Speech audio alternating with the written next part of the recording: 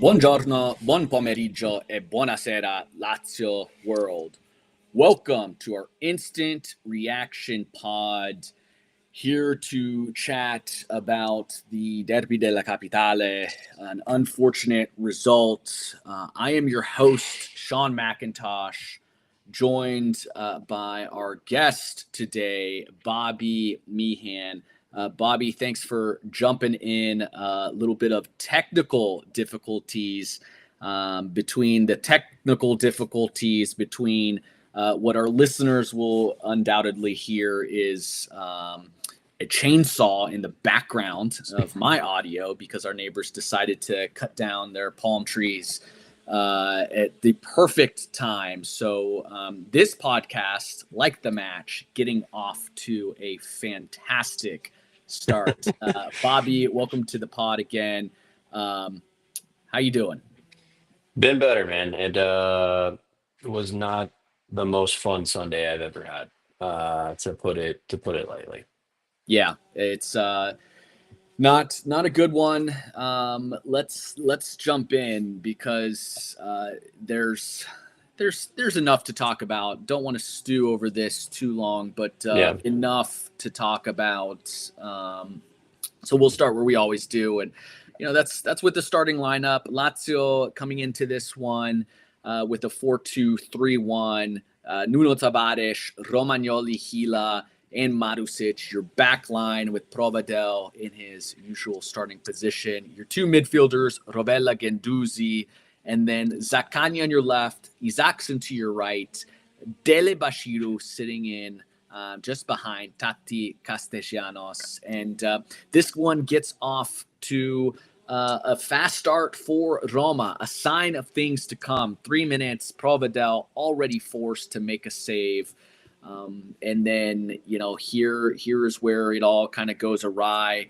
10 minutes in, Pellegrini with the ball kind of at the edge of the box, inside of the box, and Gila and Rovella kind of caught on their heels a bit. Looks like both players probably playing the options that Pellegrini has, and then he's got enough time and space to shoot. And while he's a player completely out of form, he's a talented enough player to make what he needs to make out of that. It's Roma up 1-0, and then tough for Lazio really from that point on to see a lot go their way. They're probably shell shocked after that, and then at the 18th minute mark, it's Dybala on a counter who plays it off to Salamakers, who has his shot saved after I'd say Nuno Tavares kind of breaks off of Dybala, does well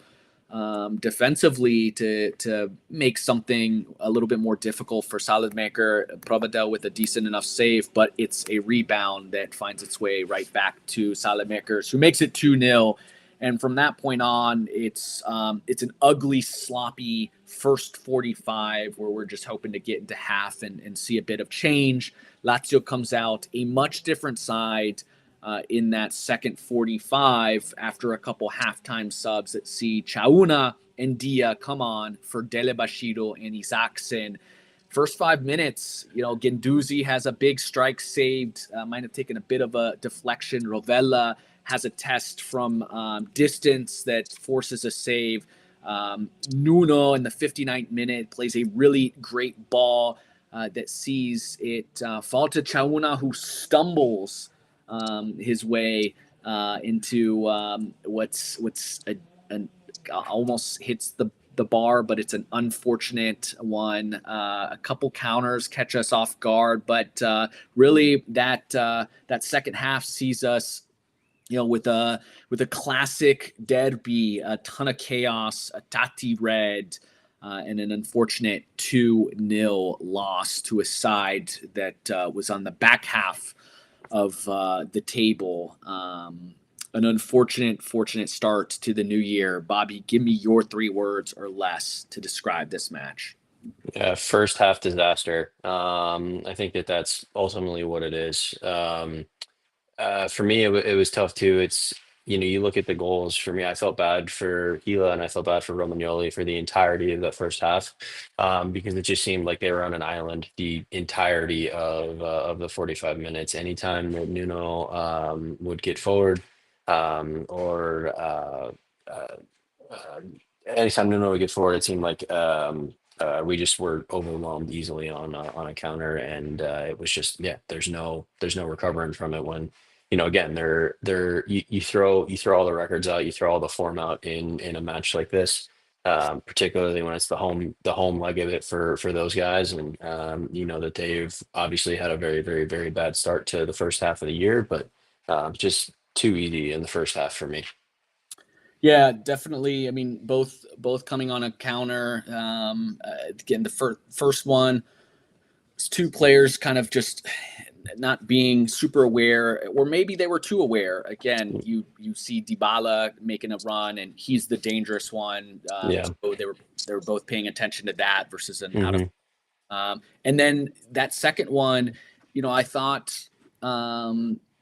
we got killed in what we surely thought we would get killed in many matches this year. We play our center backs were just really high Yeah. up the pitch, and their keeper played a ball in, and the second that we don't win that ball, they've got an advantage in numbers. Like I said, Nuno was the one kind of tracking back and had to play two Yeah. defenders, and so Yeah, it's I wish unfortunate. he would have gotten a little bit more on the second one. Maybe that's asking a lot, but for me, the first one, Marošić not being within 8 yards of the 18-yard box after the turnover is just inexcusable for me. Yeah, You can literally see him just jogging back as they're 3-on-2 as they're going into it.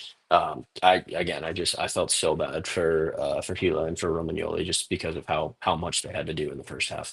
yeah, and it was, Adrian Trito on YouTube chimes in with a good point, particularly in the first half. Arguably our two best players, our two most important players this entire season have been Rovella and Gila, and both Hmm. of them were a bit off in that first half. Yeah. Romagnoli, or sorry, Rovella was still doing what he typically does, just not finding the successful end of challenges. He's Yeah. sticking in. He's just not winning the ball. There were definitely some unlucky bounces, but Gila finding himself just a little bit out of it. There was a moment where in the match where Gila, one of his typical like darting runs that he's making, and the ball just gets a little bit ahead of him and he loses it. Hmm. So we were just a bit off.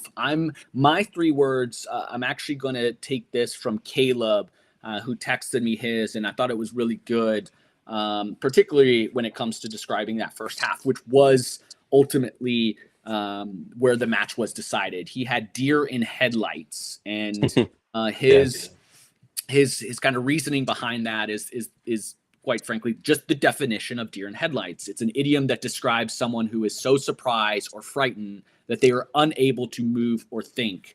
It seemed that we started off a little startled, a little nervous. We forgot how to defend. We forgot how to attack in the ways that we typically do.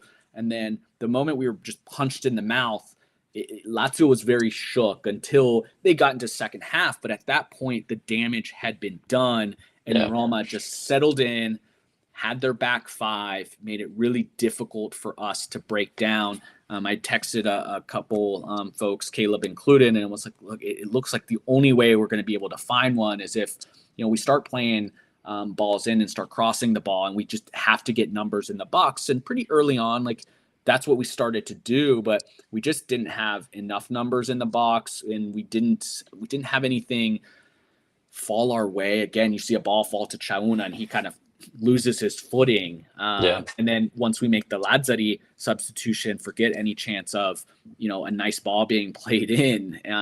So it really was a tough one. When you look at the statistics here, again, it's almost like a little bit of a tale of two halves, maybe. I don't, it was just, again, I said it, the damage was done in that first half. But Hmm. expected the ball possession, Lazio came out where we didn't have solid possession in the first half. A lot of silly, unforced errors. The passing was just super sloppy. That changed a little bit in the second half. we just couldn't do too much. So 67% possession to Lazio, to Roma's 33%. Expected goals, Lazio with 0.91, Roma 1.09. Not a big difference there. Again, to find 2 goals out of that expected goal. Lazio, 17 shots to Roma 7. Lazio, only 6 of those on target to Roma's 5. Both sides had 2 big chances. Lazio obviously missing both of theirs. And then a whole host of fouls committed by both sides. One side receiving the larger quantity of yellows, and then again a straight red to Tati, which ridiculous. We'll talk about that. I thought was quite ridiculous. But Bobby, where did you see this this game change, or what was your kind of key to this one that saw us ultimately fall? Yeah, I mean, I think for me, it's the same. Unfortunately, it's the same. Not learning from the Inter game, right? When you have a big chance, you absolutely, in this type of a match, you absolutely have to bury it. Uh, I think that if he doesn't stumble and he puts that in the back of the net, as opposed to just bouncing off the top of the crossbar, all the momentum in the second half is going Lazio's way, and then immediately it becomes a very I think it could have been like a reversal in terms of them getting nervy, them being afraid to take a step wrong, maybe afraid to make like 1 or 2 extra passes. So yeah, for me, it's just not capitalizing on the big chances and being clinical when we had the opportunity to do so. That was the difference for me. Yeah, unlike both Inter and Atalanta, where we came out hot in both of those matches. Level when you took kind of particularly the first 35 or so minutes of that Inter, but in for sure. Atalanta match, before you start introducing substitutions, I mean, we were there, we felt really good. This one, it was very much the opposite. Juve Corner Cast on YouTube comment says, tough lots for you, Laziali. Didn't see you guys losing against this Roma. And we know that nothing matters. History doesn't matter in this one. Your standings in the table, form goes out the window. But I still knowing that, telling myself that, telling everybody else that, I still went into this one knowing, and forget what happened today. It doesn't, we are the better side. It's without question.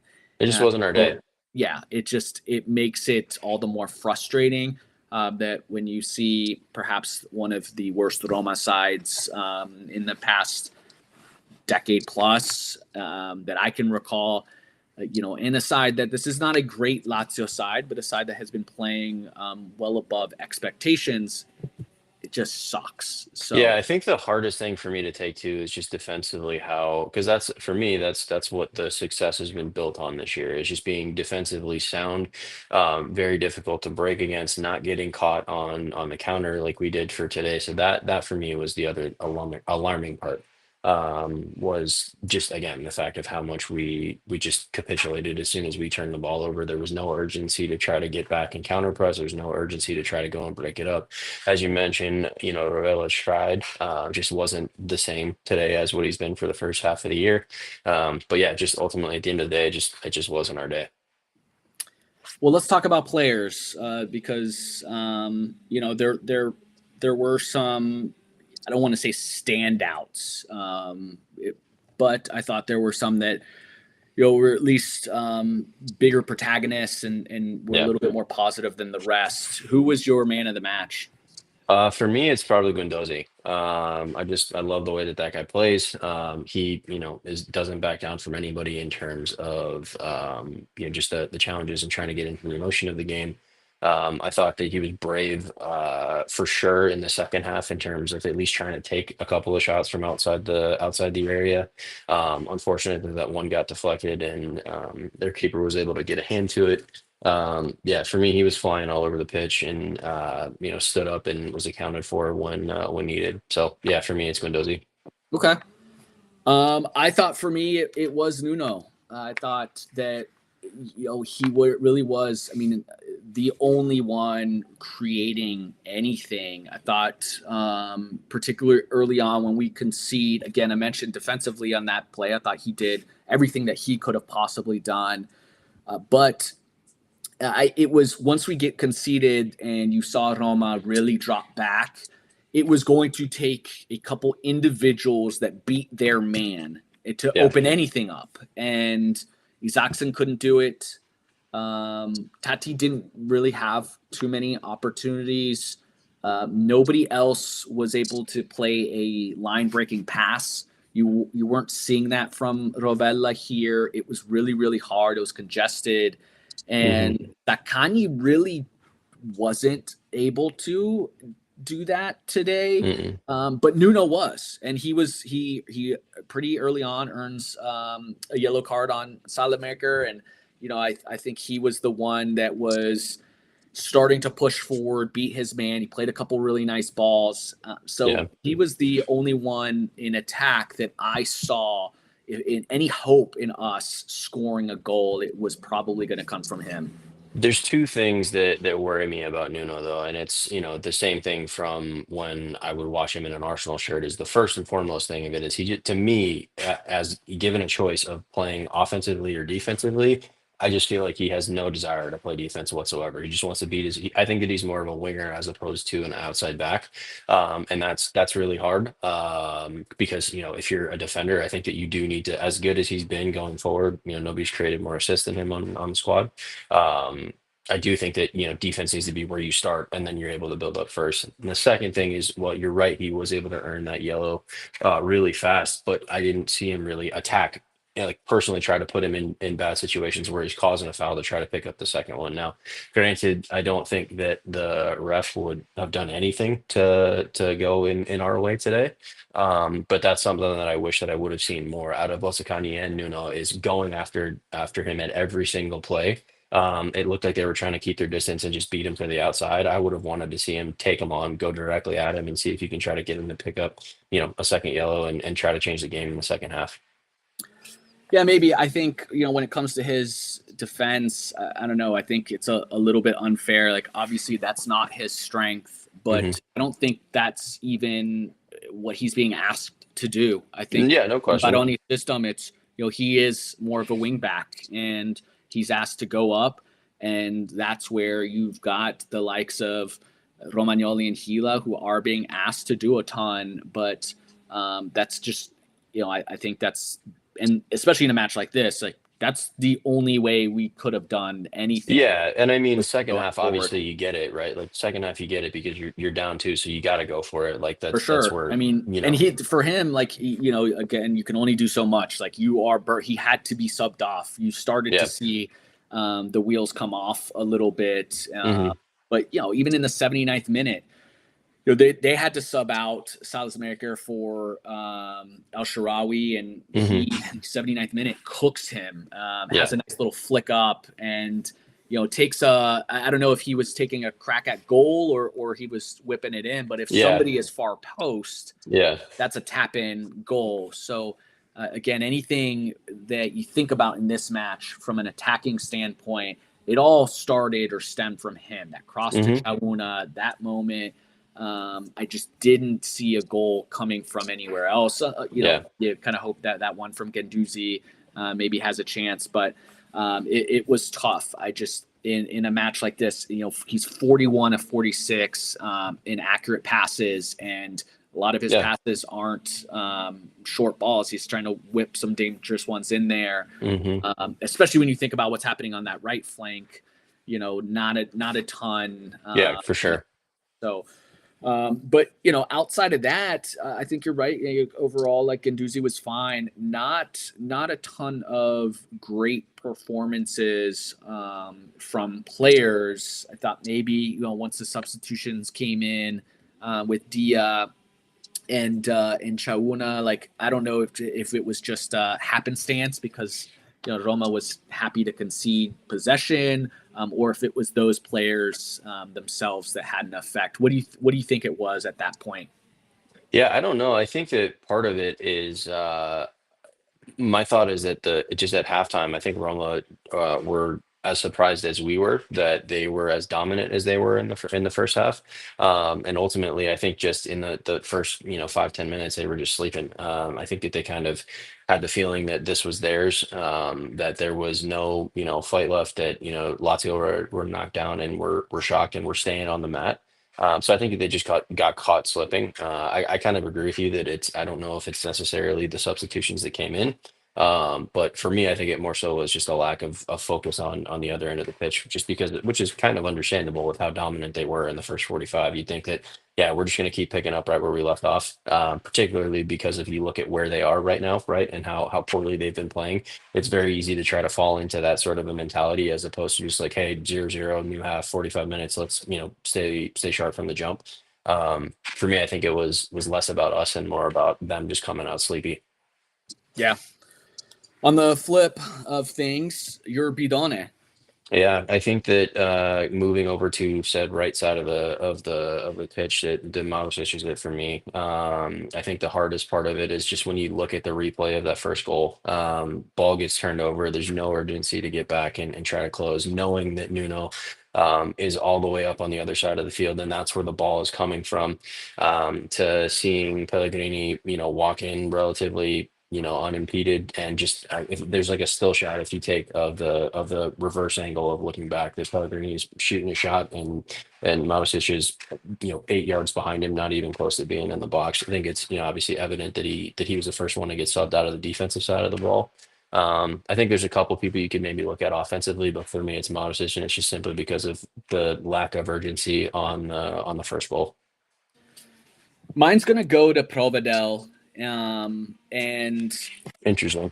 yeah, I just that second goal, man. If he just handles a rebound, it's an entirely different match. We can deal with 1-0. I don't know that Roma is equipped enough to just settle in with only a 1 goal lead. Hmm. That's the one that really changed the game, and it was just disappointing because we make that initial save, and you're like, okay, all right, boys. And so Providel's just got to do a lot better there. I think he's an interesting one because I've seen some shouts from Laziali for him to perhaps get benched, and some of those takes happened prior to this one. And Providel 2 seasons ago was Serie A's top keeper. Definitely has not played to that level. I don't think he has been bad, how some would make it out to be. But we haven't seen the super saves that he was making 2 seasons ago, game Hmm. saving type of saves. There's a big difference between not making those saves and being bad. But today was one where early he makes a big save. So I was thinking and hoping that we wouldn't need him, but was thinking, okay, Providel, is at least going to be there to clean things up. Yeah. And he just, that one for me was at that point of things was on him. Really, really disappointing for a player of what I think is a strong keeper to Hmm. not be able to handle that rebound. Marusic on that first one, like, okay, by and large, I think all of our issues were in attack. Like it was Hmm. it was a lot of really poor passing. That seems to be something that is like a sickness. It's just like everybody catches it, and it's contagious. All of a sudden the poor passing is all the way across, even Rovella. So I thought definitely the level of play was on everyone, but for me that standout because of that second goal was the nail in the Yeah. coffin. Like has to go to Provedel. What do you think of his play by and large this season, and where do you stand on the calls for Mandas to maybe overtake him or give him a spot in the number one? Yeah, for me, I thought he had a decent game today. I think that you're right in terms of, obviously you want to make sure it's, both sides of the coin. It's you want to make sure that he ideally obviously doesn't spill that rebound. But, again, we could have been behind within the first 3 minutes of the game if he's not, ready to go from the jump. As long as I've been coming on this podcast, you know that I'm a huge advocate for Providel. I think that he's the best keeper that we have. And I think that, while maybe he hasn't been at like a superhuman level of 2 seasons ago. Obviously, he spent a lot of time injured last year for where it was going, but for this year, I think that it's still in there. I don't think that he's past his prime. I think that he still very much has the opportunity to get back to where he's going. But I also think it's a little bit tough on him today when at least you look at the last like 5 games, right? Like he's been rained on and not had a whole heck of a lot of help in front of him for where it's going. So for me, I'm not panicking with him yet. I'm not benching him yet, and I think that the upside is still very much there with him. Yeah, I think that's where I am. I don't know that Mandas has shown enough in Europa. He is getting the bulk of those matches. He's done well, not anything that's necessarily like leapt out the page that would make Hmm. me want to bench him for Mandas. But I think it is again kind of all of those shouts, and then you see that today it starts to creep in, and so you have to be a little bit more cautious. Yeah. But I wouldn't pull that plug on Providel yet, because once you do it, it's going to be really really tough to go Yeah. back. You're going to kill somebody's confidence, whether that's Hmm. Mandas who gets the crack, and then if he underperforms and you switch back, I think it's really tough. But Hmm. uh, taking a look now at the table, look on this day. Roma can have their bragging rights, but just a reminder they are still 10th in the table at 23 points. We are still in fourth. There are some teams behind us that have matches yet to have been played. Juve, Fiorentina, Bologna, Milan all have a couple matches in hand, even Inter, who is ahead of us. But at the moment, we are fourth on 35 points, having played 19 matches. Still a significant distance between us and Roma. So they have us on this day. It will be an interesting one. I'm already itching at that second leg where we are the home side, Yeah. having felt this ton of young players in this one, going through their first derby. It will be interesting. It was a derby that you expect. It was super aggressive, tons of cards, not chaos at the end. We talked about it. What did you see? I clearly I missed it because I'm watching this and I think I'm thinking this red card is going to go to Hummels without Yeah. a doubt, and then all of a sudden it's a red to Tati, who we are now without for the match against Como. Zaccagni, due to yellow accumulation, is going to be out against Como, and Como is the team that we are now playing next on the list of fixtures on the 10th of January, this Friday. So it's a short week against a Como side who was shorthanded when we played them the first time. And I caution everybody, their place in the table while they are technically in a relegation race. They are a decent side. They've got a Yeah. really good player in Nico Paz. They're a team that's going to be heavily active in the transfer market. I doubt any of those players will be in and ready for this fixture, but we are now going to be very short-sighted. So before we talk about that, give me some of your thoughts. Like, what did you see in that at the end of the match? Yeah, no, for me it was exactly the same as you. I'm still scratching my head as to how that happens. But I think also further the referee today seemed to be wearing red underneath his yellow shirt. And for me also that was I don't think he did a good job in terms of like managing the emotions and trying to keep people a little bit more in check. I thought he very much like what has you look at like some of the there obviously there's a lot of complaining done on our side of things because that's what you're doing when you're losing and stuff isn't going your way. It's easier to get frustrated and yell at the ref. But there was one challenge that was made. I can't recall who it was over on the right hand side that he ended up making the call and Guendouzi is like yelling at him, being like, "Hey, what are you? How do you not like call this? How are you not calling a foul? Whatever." He's running towards the foul, stops, turns around, and like stares him dead in the face as if he's trying to like egg him on as a whole, saying like, "What, you think like I don't know what I'm doing," kind of a thing. So for That me, play that that's you're talking about, I could have sworn the ref was going to issue a yellow, but yeah. because Guendouzi said something, I felt like he held himself from issuing a yellow just to prove a point, which is Hmm. horrible officiating. Yeah, And and so yeah, yeah, so genuinely, I'm on the same page as you. I'm still scratching my head. I have no idea how that doesn't go to Hummels and how we're in the situation that we're in now. yeah, it's insane. And Adrian Trito on YouTube points out that we are also going to be without Gila. So, I mean, Yeah. we are thin. We were already going to be thin, and we know how important this winter market is for this Lazio side. But now we're going to be playing a Como side that is dangerous. It's a Como side that also beat Roma.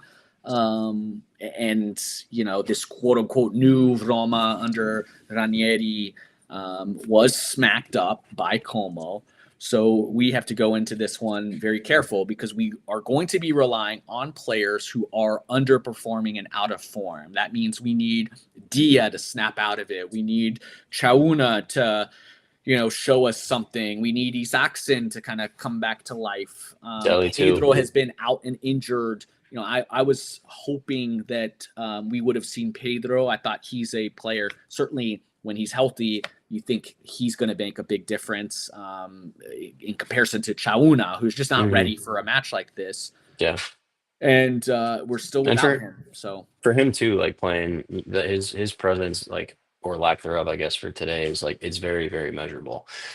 He's played in God knows how many of these over the years, for frankly on both sides of the coin. So he knows the severity of this game. He knows how big this is, and so yeah, you could see that. That particularly after the second goal, when everybody's just shell shocked, that was disappointing for me for Zaccagni not like grabbing the team together, pulling everybody together, and just saying, "Hey, look, like this ends now. Let's get together. Like let's understand what we know what our game is. This is not this is not the level of play that we've been playing." I would have liked to have seen him like get a little bit more in everybody's faces and challenge him of being like, "Hey, we're better than this. Let's go see it. Let's go show it." Because I think we were on the ropes for the entirety of that first half, and again, that pulls back to my first point of first half disaster. Um, I so I do think want to that's give an Zaccagni a bit of credit though, because yeah. he did pick up. Unfortunately, he picks up a yellow that sees him out. But I did think Yeah, that was his way of going I in there, sticking agreed. a tough tackle, trying to Yeah, like get everybody going. Unfortunately, like we just didn't necessarily respond, and yeah. it was just that second goal. Like I said, it's just too late. Like Roma Hmm. bunkered down, and we were already off. Like Yeah, we needed something to bounce our way, and we didn't get a chance. What was it? That ball that fell down to Dia, like yeah, Ndika makes it's a great tackle. Just so unlucky by yeah, us in so yeah, many ways. yeah. Again, man, it's just another one of those ones that it's just wasn't your day. There's a lot to build on from the second half. Again, for the first half, it's another one similar to the second half of the Inter game. Like I'm burning the tape and I'm forgetting that it happened, but I'm happy with the way that they came out in the second half. Just unfortunate that one didn't hit the back of the net, because I do think that if one of those two big chances that we have in the second half goes in, then it's going to change the game entirely. But it didn't, and Yep. so it wasn't, and that's kind of how it goes. Yep. No, absolutely. It's a team that now needs to respond, and it's going to require players that haven't had their moments yet. So we'll hope for those moments to come. In 4 days, we'll be celebrating our 125th anniversary as a club. The official celebrations by the club will be taking place against Como. So there'll be a lot of built-in emotions that hopefully get these guys excited and ready for this match. Not that they'll need another reason following a derby loss, but Yeah, we are the first club of Rome. 125 years of that. A loss on the derby does not change that fact. That can never be taken away from us. Win, lose, draw in the derby. Roma è sempre biancocelesti.